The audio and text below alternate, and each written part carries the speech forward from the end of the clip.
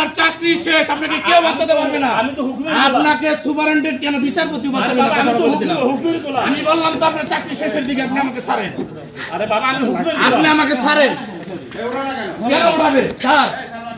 আপনি কিন্তু অতিরিক্ত অ্যাডভান্স দেখাইলেন, দীর্ঘদিন কিন্তু গাজীপুরে থেকে আসছেন, আপনি কিন্তু আমার সাথে এক্সট্রা কিন্তু ই করলেন এটা স্যার। না আমি এটা মাইনে নিতে পারবো না, আপনি উঠেন, গাড়িতে উঠেন। আমার চাকরি আমার চাকরি কথা বলুন। আবার আমাকে শোনা দিন, এখানে কিন্তু আমার মেয়ে আছে স্যার, এখানে আমার মেয়ে আছে, বউ আছে, বাচ্চা আছে, আমি তাদের সাথে কথা বলে যাই। কি হয়েছে? না না ভাঙে যাবো স্যার, ওনাদের গাড়ির জন্য না, পিছনে না। আপনাদের লোকের কাছে উঠেছে না তো? জানতো ভাই, জানতো ভাই, প্লিজ জানতো। ওঠেন গাড়িতে। আমাকে আপনি সাময়িকভাবে বরখাস্ত করে ভেলকে নিয়ে আমাকে আমার চা খাওয়া দাওয়া করে অফিসে আমার সেটা করতে দেন। এই ভাই তোরা তো গাড়িতে এই পাওয়ার কই পয়সা এই উঠেন তো, এই সারান তো এই পাওয়ার আপনাদের কিসের হুকুম দেন আপনি? এই আপনি আমাকে সাময়িকভাবে বরখাস্ত করে কিসের হুকুম দেন? এই আপনি আমাকে হুকুম দাও কে ধরেন না কেন? এই স্পেশাল পাওয়ার দেখেন, মেহনত তো পাওয়ার তুমি যা করো প্রশাসনিক পাওয়ার দেখাইতেছে, সেটা খাতা কলমে করেন। ভিডিও করতে সামনে আমাকে ধরলেন কেন? আমি কি হাজুতি পাই দিব না? আসামি আমার সাথে এরকম ধস্তাধস্তি আমার বিরুদ্ধে কি কোনো মামলা আছে নাকি? হয়েছে এই তো দাঁড়ান দাঁড়ান দাঁড়ান, সিসি ক্যামেরায় সব ফুটেজ তুলে উঠতেছে।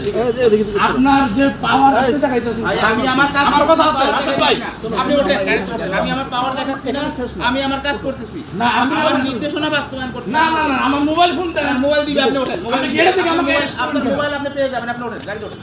কি কোথায় পেয়ে যাব? গাড়িতে ওঠেন না, গেলে পাবো।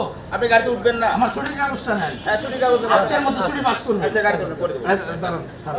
স্বজন সিপিভিসি পাইপ, বাংলাদেশের ১ নম্বর এনএসএফ সার্টিফাইড সিপিভিসি ব্র্যান্ড। আমাদের এই অভিযুক্ত কারারক্ষীর গতকাল রাত্রিতে ৩টা থেকে ডিউটি ছিল কারাবন্দরে। তো ডিউটিতে গমনকালে রুটিন তল্লাশিতে তার নিকট হতে গাঁজা উদ্ধার করা হয়। তার প্রেক্ষিতে তার বিরুদ্ধে বিভাগীয় ব্যবস্থা গ্রহণ করা হয়েছে। তৎপ্রেক্ষিতে তাকে সাময়িকভাবে বরখাস্ত করা হতে বিভাগীয় মামলাও রুজু করা হয়েছে। সর্বশেষ আমরা ঊর্ধ্বতন কর্তৃপক্ষের নির্দেশে তাকে থানায় সোপর্দ করেছি।